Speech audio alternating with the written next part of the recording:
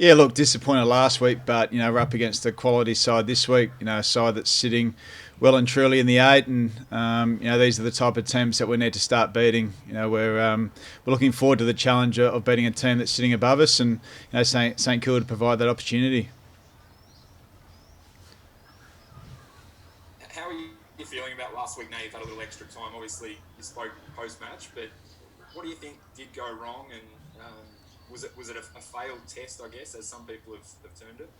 Yeah, look, it was incredibly disappointing. We failed our defensive test. We've been really strong in that phase, and the Bulldogs tested us. In the way they moved the ball, and defensively we were poor for most of the day. So, this week gives us another opportunity against a side that moves the ball incredibly quickly. They transition the ball really well from their back half in various manners, and defensively we're going to have to really get back to our best to beat them. So. That was a big part of our review. We had a lot of goals kicked from the back half of our ground, and we need to be better. With Max Gawn coming back into the side, does Braden Bruce keep his spot? It's certainly an option for us. We're coming up against two rucks with the opposition, and Max is obviously coming back into the side. So that's something we're still deciding upon. We've got enormous faith in Max on his own, and he's done it for the majority of his career. But Braden's certainly given us something to think about, and we'll make that decision later today. Goody, I'd love to get your take on dangerous tackles. Obviously, Alex Neil-Bullen copped a pretty long ban, and this week we've seen possibly a bit of a shift in that regard, where two players were able to beat bans, get downgraded to fines, and Luke Beveridge was quite outspoken about it. What's your take on it? Are you clear on what the rule is? I think we're clear on what the rule is, but I think there's still some grey in how it's being interpreted. I think you can clearly see that there's a pretty significant shift between a 4-week suspension and getting off, and it's quite close, and the action can be similar, but the outcome can be slightly different. And I think there's no doubt there's a pretty big gap between what the penalty looks like, and from Alex's situation, 4 weeks is a pretty hefty price to pay, and obviously you're seeing some guys at the moment that are challenging and getting off. So I think there's still some work to do on what it looks like, and whether it's the action or whether it's the outcome that is the significant factor. And clearly there's a pretty big difference in how it's adjudicated from an outcome perspective in terms of suspension. So we'll continue to look at the various situations that come up in that space in the AFL, and everyone will continue to give us more clarity on what that looks like. Have you sought that clarity, or are you waiting on the AFL to constantly provide you with that?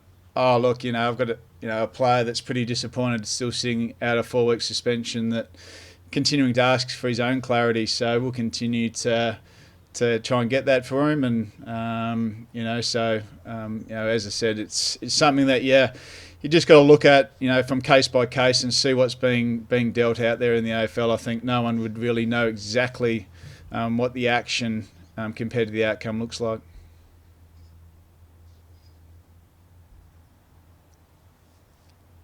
Will Max need to be nursed a bit through the remainder of the season, Simon, or he's sort of pretty much 100% and ready to go?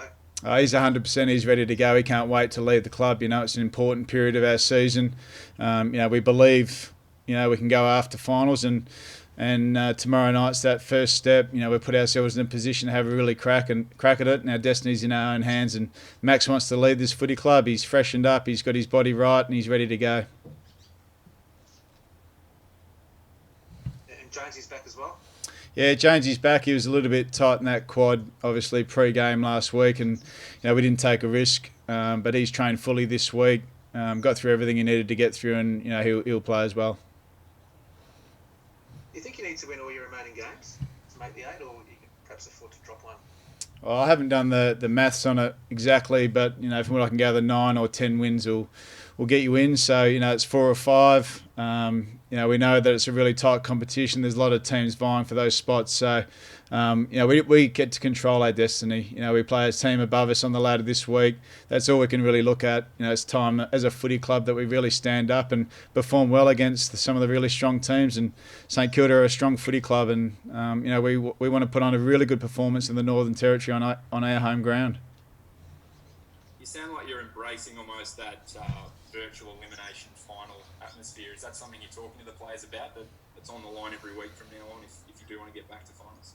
Yeah, it is. And it's a similar position that we've been in some previous years in 17 and 18, where you put yourself in a position in a season. We're 2/3 of the way through. We've got 5 games to go as a footy club, and now it's time to really step up and to start to really build some momentum. And that's what the teams do that head in towards finals, is they build momentum at the back end of their years, and they perform really strongly under the expectation of the pressure of what that's going to look like. So we're up for that challenge. We believe we can play good footy. We believe we can play good footy against the best teams, and tomorrow night gives us an enormous opportunity to do that. With someone like Tom Sparrow coming out, Goody, I know this year you've been very position-driven, where one guy comes out, another one comes in right in that position. Does someone like Nathan Jones, does his role potentially change? Does he go into more of an inside role now with Tom going out, or do you bring someone else in? We've got a variety of people that can play that role that Tom Sparrow plays. We've got Nathan Jones is obviously someone that can come in and play that role. We've also got an Aaron Vandenberg that is a very good inside player as well. So we'll continue to share the load through that inside mid position, and both Nathan and Aaron will get that opportunity at stages. But it's a good problem to have. We've got a lot of guys that can go through that area of the ground.